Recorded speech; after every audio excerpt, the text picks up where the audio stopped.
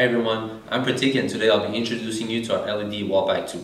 It is IP66 rated and suitable for wet application. It's available in 4000K and 5000K. Its size makes it perfect for retrofitting applications in order to cover any uneven paint.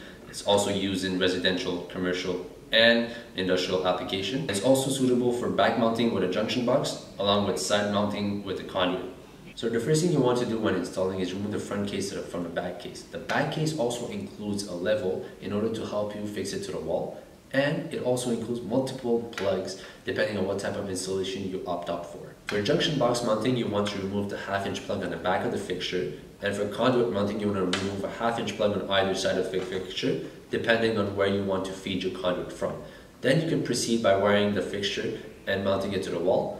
And the wall pack 2 is also compatible with the photo cell that you can install, and the instructions are available on our website. For more information on our LED wall pack 2, please head on to our website, or please feel free to contact us and we'll be happy to help you. And for more content like this, please follow us on Facebook, Instagram, and LinkedIn, and please subscribe to our channel on YouTube.